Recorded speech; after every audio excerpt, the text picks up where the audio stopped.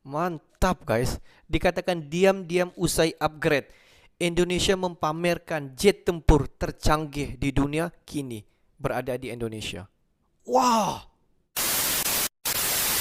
Hello guys. Bismillahirrahmanirrahim. Assalamualaikum warahmatullahi wabarakatuh. Allahumma sholli ala sayyidina Muhammad wa ala sayyidina Muhammad. Guys, welcome back again to my YouTube channel. Aku Musa dan ini channel YouTube aku, Musa bin Muhammad Dirin Channel. Dan kepada subscriber, kepada viewer-viewer di luar sana yang baru saja terjumpa Musa Channel, yang selama ini pergi ke sana, pergi ke sini, search ke sana, search ke sini, dan akhirnya terjumpa Musa Channel, jangan lupa guys untuk klik button subscribe, like, dan komen di bahagian komentar di bawah. Dan kepada subscriber, kepada viewer-viewer di luar sana yang sentiasa menyokong Musa Channel, yang sentiasa hadir di ruangan komentar aku di bawah, aku mengucapkan ribuan terima kasih guys. Hanya Allah Subhanahu Wa Taala saja yang mampu membalas jasa kalian semua, dan aku hanya mampu untuk mendoakan semua daripada kita agar sentiasa mendapat kesejahteraan, kesihatan, dan juga dipermudahkan segala urusan, dibukakan pintu-pintu rezeki, dihindarkan, dijauhkan daripada segala malapetaka, dan juga dihindarkan daripada wabak COVID-19. Amin amin ya rabbal alamin.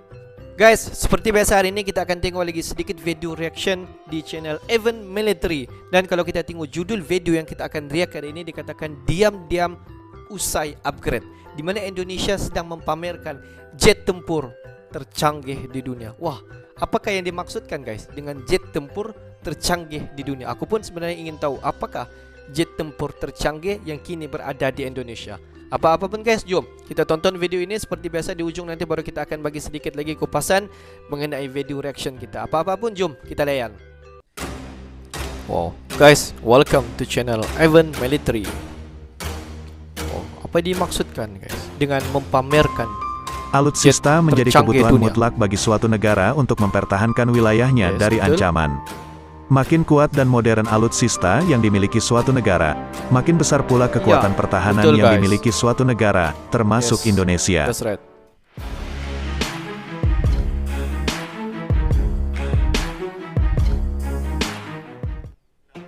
Namun bagaimana bila suatu negara membeli kebutuhan alutsista negaranya dari negara yang notabene tak menjalin hubungan diplomatik atau bahkan lebih parah tak diakui sebagai negara oleh si negara pemesan? Hal itu ternyata pernah dilakukan oleh pemerintah Indonesia.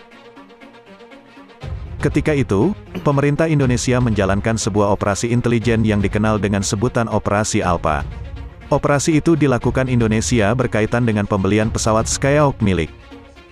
Tak sendiri, pembelian pesawat Skyhawk itu turut melibatkan Badan Intelijen ABRI. Operasi rahasia TNI Angkatan Udara ini dilakukan untuk membeli 32 unit pesawat tempur Douglas A4 Skyhawk L. Tak hanya membeli, Indonesia turut mengirimkan orang untuk menjalani pelatihan pilot dan menyamarkan kedatangan pesawat tempur itu agar bisa dibawa pulang ke tanah air. Untuk dapat tiba ke Indonesia, pesawat itu diketahui dikirim secara berkala melalui jalur laut. 4 pesawat diantaranya dikirim langsung dari Israel menggunakan kapal. Untuk mengelabui sejumlah pihak, selama pengiriman di perjalanan nama pesawat Skyhawk dibungkus plastik bertuliskan F-15, jenis pesawat tempur buatan Amerika. Hal itu dikarenakan di saat yang bersamaan Indonesia juga membeli pesawat jenis F-15 dari Amerika Serikat. Soal spesifikasi yang jempolan, jadi alasan utama kenapa kala itu TNI AU menjatuhkan pilihan pada Skyhawk. Jet tempur ini dikenal sebagai pesawat tempur yang terbilang unggul berdasarkan pertimbangan matang yang dilakukan TNI Angkatan Udara. Salah satu keunggulan pesawat asal Amerika itu yakni air refueling, yakni kemampuan untuk mengisi bahan bakar sekalipun dalam kondisi mengudara. Tak hanya itu, A4 Skyhawk juga diklaim dapat meluncurkan rudal anti radiasi. Atas pertimbangan itulah pilihan jatuh kepada Skyhawk untuk menggantikan F-86 Sabre dan T-33 Thunderbird yang tergolong uzur. Sebenarnya, saat itu Amerika Serikat dapat memberikan 16 pesawat F-5EF Tiger II, tetapi hal itu dianggap belum dapat mencukupi kebutuhan AU. Ditambah lagi, Indonesia saat itu harus menghadapi operasi militer lanjutan di Timur Timur. Pihak intelijen saat itu mendapat informasi bahwa AS akan menjual 32 pesawat A4 Skyhawk. Akan tetapi masalahnya saat itu selain tidak ada hubungan diplomatik yang dijalin kedua negara, Pembelian pesawat tempur ke Amerika Serikat jelas akan menuai protes keras dari masyarakat. Tapi pihak ABRI memutuskan untuk tetap melanjutkan operasi itu.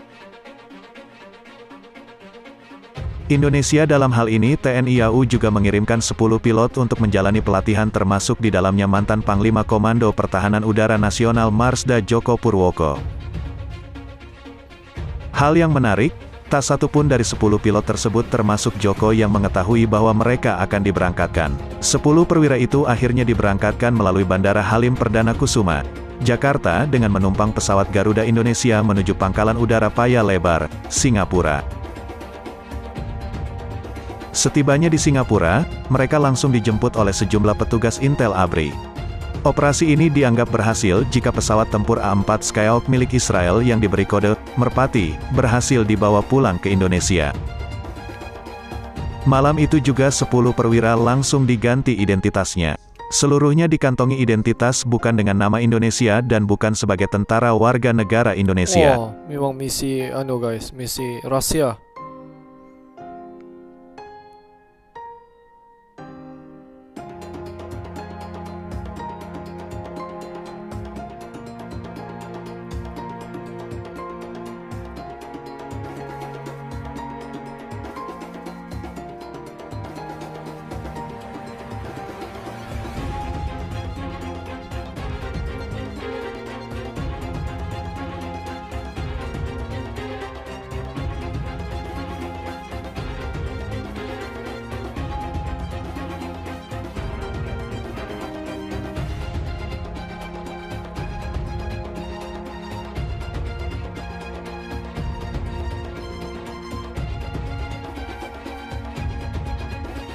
Navy nampak pun solid guys. Kalau kita tengok body physical dia, ush, memang padu. Boleh dikatakan kalau kita tengok ni pesawat tempur, kalau dulu ya guys, ini merupakan antara pesawat tempur yang paling tercanggih di dunia. Tetapi sekarang kalau kita tengok pesawat tempur ini, tidak boleh lagi dikatakan ini adalah pesawat tercanggih di dunia, tidak lagi guys. Mungkin zaman dia, yang zaman dulu tu mungkin ya, ini di antara pesawat ataupun jet tempur yang tercanggih pada ketika itu. Sebab kalau daripada aspek apa ni, kita tengok fizikal,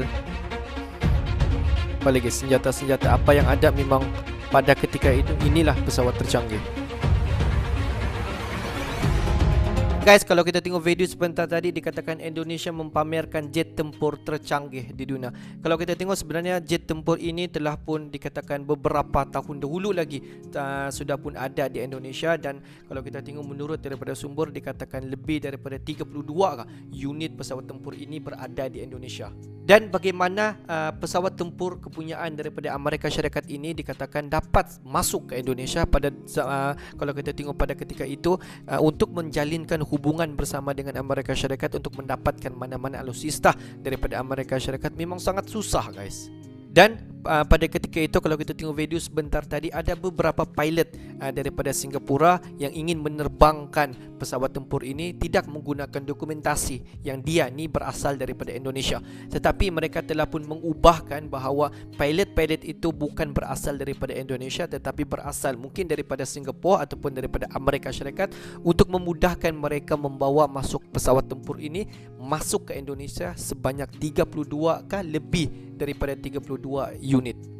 Dan pada ketika itu Indonesia sebenarnya boleh sahaja diiktiraf antara negara-negara di dunia yang memiliki pesawat tempur tercanggih di Indonesia selepas daripada Amerika Syarikat. Tapi kalau kita tengok pesawat tempur itu pada masa ini, dia boleh dikatakan sudah pun bertahun-tahun yang lalu pesawat tempur ini sudah uzur guys, tidak dapat digunakan sehebat seperti apa yang dibelikan pada suatu ketika dahulu. Mungkin kalau kita upgrade daripada segi sistem, daripada segi luaran dia mungkin okey lah, masih boleh digunakan. Tetapi untuk dikatakan ini merupakan jet tempur tercanggih di dunia, tidak lagi guys. Susah untuk kita katakan ini merupakan jet tempur tercanggih pada saat ini. Sebab kalau kita tengok pada ketika ini, banyak lagi di antara pesawat-pesawat tempur yang lebih canggih seperti F-15, seperti Sukhoi, dan banyak lagi pesawat-pesawat lain yang diiktiraf merupakan pesawat tempur tercanggih dan terhebat di dunia.